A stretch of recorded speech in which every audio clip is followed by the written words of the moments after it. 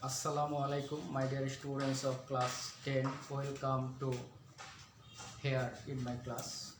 Aske I am going to discuss with you an important grammatical term, that is the right form of verb. তোমরা জানো যে right form of verb গ্রামারের অত্যন্ত গুরুত্বপূর্ণ একটি topic. কারণ আমরা যদি কোনো একটা কিছু লিখতে যাই, ইংরেজিতে লিখতে যাই, তাহলে সেটা যদি ইনকারেক্ট হয় তাহলে কিন্তু আমরা মার্কস পাবো না। এই জন্য আমাদের গ্রামাটিক্যাল দিক থেকে সেন্টেন্সটা কারেক্ট হতে হবে এবং আমাদেরকে অ্যাট ফার্স্ট আমরা যদি রাইট ফর্ম অফ ভার্ব করতে চাই তাহলে আমাদেরকে প্রথমে নির্ণয় করতে হবে সেন্টেন্সটা কোন টেন্সে আছে। এখানে টেন্স নির্দেশক কিছু আলামত দেওয়া থাকবে, কিছু সায়েন্স দেওয়া থাকবে ওই সেন্টেন্সের মধ্যে। ওই সায়েন্সগুলো দেখে আমাদেরকে নির্ণয় করতে হবে এটা কোন টেন্স। আমি আজকে তোমাদেরকে কিছু গুরুত্বপূর্ণ টেন্স নির্দেশক বা টেন্স যে চেনার উপায় সেই আলামতগুলো সম্পর্কে তোমাদের সাথে আলোচনা করব। এখানে তোমার সিম্পল সেন্টেন্স থাকতে পারে, কমপ্লেক্স সেন্টেন্স থাকতে পারে, কম্পাউন্ড সেন্টেন্স থাকতে পারে। আজকে আমি তোমাদের সাথে এখন কিছু রুলস লিখে দেব। সেটা হচ্ছে যে তোমরা জানো ইফের নিয়ম আছে। ইফ এই শব্দটির সম্পর্কে তোমরা জানো। সেই নিয়মটা হচ্ছে যে এই ইফ যুক্ত ক্লজটি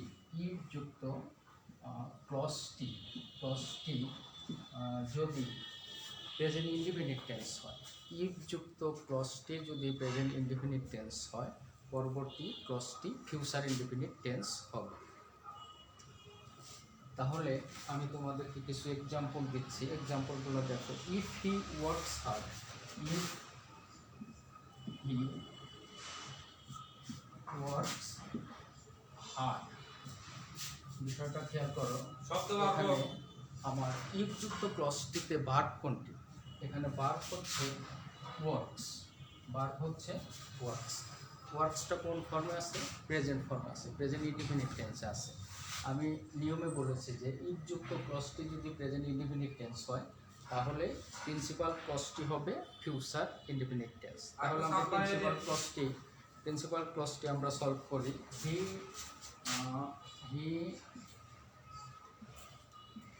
উইল শাইন ইন লাইফ। এখানে দেখো আমাদের যে কন্ডিশনটা হচ্ছে যে ইফ যুক্ত ক্লজটি যদি প্রেজেন্ট ইনডিফিনিট টেন্স হয় তাহলে প্রিন্সিপাল ক্লজটি হবে future indefinite tense. Will shine, এখানে শব্দটা ছিল শাইন, হয়েছে কি উইল শাইন। পরবর্তী আরেকটা এক্সাম্পল আমি দিচ্ছি। If you run in the rain, if you run in the rain, যদি তুমি বৃষ্টিতে দৌড়াদৌড়ি করো। এখানে দেখো ইফ যুক্ত ক্লজটি হচ্ছে, এখানে ভার্ব কোনটি? ভার্ব হচ্ছে রান, দৌড়ানো। এটা কোন ফর্মে আছে? এটা প্রেজেন্ট ফর্মে আছে। এজন্য পরবর্তীতে যে ক্লজটি হবে প্রিন্সিপাল ক্লজ, সেটা কি হবে? ফিউচার ইনডিফিনিট টেন্স হবে। ইউ, এখানে দেখো আছে ইউ ক্যাচ, ভার্বটা হচ্ছে ক্যাচ উইদিন ফার্স্ট ব্র্যাকেটের মধ্যে দেখো ভার্ব আছে হচ্ছে ক্যাচ। তাহলে এটা কি হবে? ইউ উইল ক্যাচ বল। তুমি যদি বৃষ্টির মধ্যে দৌড়াদৌড়ি করো তাহলে তোমার কি হবে? সর্দি লাগবে। আর একটা another example of this condition, I will not go out, I will not go out. এখানে দেখো ওই ভাইস ভার্সা, এখানে একটা ভ্যারিয়েশন আমরা লক্ষ্য করতে পারছি। দ্যাট ইজ এখানে প্রিন্সিপাল ক্লজটি আগে দেওয়া আছে, principal clause I will not go out, আমি বাহিরে যাব না। তাহলে সাবঅর্ডিনেট ক্লজটি এখন ইফ যুক্ত ক্লজটি পরবর্তীতে বসাতে হবে। ইফ তোমরা খেয়াল করো, ইফ তাহলে এটা কি হবে, এটা প্রেজেন্ট ইনডিফিনিট টেন্স হবে, এটা প্রেজেন্ট ইনডিফিনিট টেন্স হবে। I will not go out if it rains. If it rains. If it rains. যদি বৃষ্টি হয় তাহলে আমি বাহিরে যাব না। আমরা রাইট ফর্ম অফ ভার্বের প্রথম যে নিয়মটা দেখলাম, অনেকগুলো টেন্স নির্দেশক নিয়ম আছে। প্রথম একটা নিয়ম আমরা আলোচনা করলাম, এখন আরও একটি নিয়ম আমরা দেখব। সেন্টেন্সগুলো এখানে হচ্ছে কমপ্লেক্স সেন্টেন্স। কমপ্লেক্স সেন্টেন্সে আমরা রাইট ফর্ম অফ ভার্ব কীভাবে করতে হয় সেই জিনিসটা আমি তোমাদেরকে বলে দিচ্ছি। এখন আরেকটা আইডিয়া বলবো, রুলস বলবো, সেটা হচ্ছে যে ইফ যুক্ত ক্লজটি যদি পাস্ট ইনডিফিনিট টেন্স হয়, ইফ যুক্ত ক্লজটি যদি পাস্ট ইনডিফিনিট টেন্স হয় তাহলে প্রিন্সিপাল ক্লজটিতে সাবজেক্টের পরে উড কুড মাইট বসবে। কি বসবে? সাবজেক্টের পরে উড কুড মাইট বসবে সাবজেক্টের পরে। ইফ যুক্ত ক্লজটি যদি পাস্ট ইনডিফিনিট টেন্স হয়, সাবজেক্টের পরে কি বসবে? উড কুড মাইট বসবে। এবং আরেকটা নিয়ম হচ্ছে উড কুড মাইটের পরে প্রিন্সিপাল ভার্বের বেস ফর্ম বসবে। প্রিন্সিপাল ভার্বের বেস ফর্ম বসবে। তাহলে আমরা এই নিয়মটির একটি এক্সাম্পল তোমাদেরকে দিচ্ছি। If he came, if he কেম, যদি সে আসতো, I would go, I would go. এখানে দেখো, এখানে এই যে সাবঅর্ডিনেট ক্লজ, এটা হচ্ছে সাবঅর্ডিনেট ক্লজ। এই সাবঅর্ডিনেট ক্লজে ভার্বটা হচ্ছে কেম, ভার্বটা হচ্ছে কি? কেম। কেমটা কোন ফর্মে আছে? পাস্ট ইনডিফিনিট টেন্সে আছে, পাস্ট ফর্মে আছে। তাহলে এখানে কি হবে? প্রিন্সিপাল ভার্বের পূর্বে উড কুড মাইট, এটা যে কোনোটা দিলে হবে, বসবে আই উড গো। এখানে দেখো প্রিন্সিপাল ভার্বের বেস ফর্ম। আমি আরেকটা যে নিয়ম বলেছি সেটা হচ্ছে যে উড কুড মাইট এর পরে প্রিন্সিপাল ভার্বের বেস ফর্ম বসে। এখানে আরও একটা নিয়ম আছে যে shall, should, will, would, can, could, may, might, এগুলো হচ্ছে মডাল অক্সিলারি। মডাল অক্সিলারিসের পরে প্রিন্সিপাল ভার্বের বেস ফর্ম বসে। এই নিয়মটা তোমরা মনে রাখো। পরবর্তী এক্সাম্পল হচ্ছে if I had a typewriter. If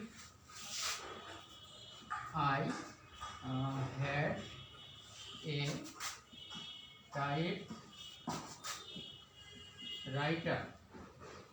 যদি আমার একটি টাইপরাইটার থাকতো। ইফ আই হ্যাড, এখানে সাবঅর্ডিনেট ক্লজটিতে ভার্ব হচ্ছে হ্যাড, ভার্ব হচ্ছে হ্যাড, পাস্ট ফর্মে আছে। এজন্য পরবর্তী প্রিন্সিপাল ক্লজে কি হবে? I would type. এখানে প্রিন্সিপাল ভার্ব হচ্ছে type. I would type myself,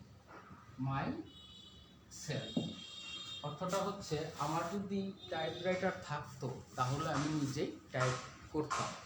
if I had a typewriter I would type myself. Another example of this rule, I would help him. এখানে দেখো another example of this rules, আমরা পড়ছি right form of verbs, I would help him। এখানেও তোমার principal ক্লজটি আগে দেওয়া আছে, I would help him, আমি তাকে সাহায্য করতাম। I would help him if he wanted। এখানে দেখো if he wanted, যদি সে চাইতো। এখানে দেখো ইফ যুক্ত ক্লজটি কি আছে? পাস্ট ইনডিফিনিট টেন্সে আছে, পাস্ট ফর্মে আছে, এজন্য প্রিন্সিপাল ক্লজটিতে সাবজেক্টের পরে উড বসেছে এবং এটা মডাল অক্সিলারি। আর মডাল অক্সিলারি এর পরে কি বসে? প্রিন্সিপাল ভার্বের, এখানে এই যে প্রিন্সিপাল ক্লজের যে প্রিন্সিপাল ভার্ব, মূল ভার্ব, এখানে হেল্পটা বেস ফর্ম বসছে। আশা করি বুঝতে পেরেছো। এখন 3 নম্বর নিয়মে যাব। 3 নম্বর নিয়মটা হচ্ছে can, could, may, might, shall, should, will, would ইত্যাদি মডাল অক্সিলারি ভার্ব, এদের পরে কি বসে? প্রিন্সিপাল ভার্বের বেস ফর্ম বসে। এদের পরে প্রিন্সিপাল ভার্বের বেস ফর্ম বসে। তোমাদেরকে I want to clear it that there is a slight difference between present form and base form. Present form এবং বেস ফর্মের মধ্যে কিছুটা ডিফারেন্স আছে। বেস ফর্ম হচ্ছে ভার্বের ওই ফর্ম, বেস ফর্ম হচ্ছে ভার্বের ওই ফর্ম যার সাথে এর যোগ হয় না, এর যোগ হয় না, ডি যোগ হয় না, ইডি যোগ হয় না, আইএনজি যোগ হয় না, এগুলো হচ্ছে বেস ফর্ম। কিন্তু প্রেজেন্ট ফর্মের সাথে আমরা লক্ষ্য করেছি যে এস বা ইএস যোগ। যদি বলি যে দেখো I shall go to school, এখানে ভার্বটা দেখো গো, এটা হচ্ছে বেস ফর্ম, এটা হচ্ছে বেস ফর্ম। এবং আবার যদি বলি যে he goes to school, he goes to school, এটা হচ্ছে প্রেজেন্ট ফর্ম আর এটা হচ্ছে বেস ফর্ম। আমি বললাম যে বেস ফর্ম হলো ভার্বের ওই ফর্ম যার সাথে এস যোগ হয় না, এর যোগ হয় না, ডি যোগ হয় না, ইডি যোগ হয় না, আইএনজি যোগ হয় না, ওইটা হচ্ছে বেস ফর্ম। আরো কিছু এক্সাম্পল দেখো, I can do the work, I can do the work. এখানে দেখো এটা হচ্ছে মডাল অক্সিলারি, ক্যানটা হচ্ছে মডাল অক্সিলারি আর ডুটা হচ্ছে প্রিন্সিপাল ভার্ব। এটা অক্সিলারি ভার্ব, এইটা প্রিন্সিপাল ভার্ব। এখানে ডু কি বসেছে? বেস ফর্ম বসে। কারণটা কি? আমি নিয়মে বলেছি যে মডাল অক্সিলারি এর পরে প্রিন্সিপাল ভার্বের বেস ফর্ম বসে। আবার দেখো ইউ মে কাম টুমরো, এখানে দেখো মেটা হচ্ছে মডাল অক্সিলারি, মেটা হচ্ছে মডাল অক্সিলারি আর এখানে কামটা হচ্ছে প্রিন্সিপাল ভার্ব। প্রিন্সিপাল ভার্বের কি বসেছে? বেস ফর্ম বসেছে। এই বিষয়গুলো মনে রাখবে, কারণ at the time of writing paragraph, letter, application, essay, অন্য কোনো আর্টিকেলস লিখতে গেলে আমাদেরকে that writing must be grammatically correct. If you make any mistake writing these passages, then you will get zero problem. So our sentences must be correct, grammatically correct হতে হবে। এখানে তোমার যে গ্রামার থাকবে, রাইট ফর্ম অফ গ্রামার, তোমরা জানো যে 4 নম্বর কোশ্চেনে এখানে 5 মার্কস থাকে রাইট ফর্ম অফ ভার্বের, সেখানেও তুমি ফুল মার্কস ক্যারি করতে পারবে। এবং অন্যান্য যে লেটার, অ্যাপ্লিকেশন, প্যারাগ্রাফ, ডায়ালগ বা আমরা speaking at the time of speaking with others, আমরা we won't make any mistake. আরেকটা নিয়ম দেখো, it is time, it is time, it is high time, it is high time. আমি তোমাদেরকে বলছি যে টেন্স চেনার উপায়, অ্যাট ফার্স্ট আমাদেরকে we are to identify the tense of the given sentences. প্রদত্ত সেন্টেন্সগুলোর টেন্স আমাদেরকে নির্ণয় করতে হবে। According to that tense we have to treat the sentence, we have to correct the sentence. High time, wish, fancy, এই সমস্ত ওয়ার্ডগুলো যদি থাকে সাবজেক্টের পরে, এই সমস্ত ওয়ার্ডগুলি যদি থাকে এদের পরে কি হয়, প্রিন্সিপাল ভার্বের পাস্ট ফর্ম, এদের পরে প্রিন্সিপাল ভার্বের পাস্ট ফর্ম হয়। এই জিনিসগুলো আমাদের মনে রাখতে হবে, এই সায়েন্সগুলো আমাদের মনে রাখতে হবে, তাহলেই আমরা সেন্টেন্সটিকে কারেক্ট করতে পারব। এখানে দেখো, আই ফ্যান্সি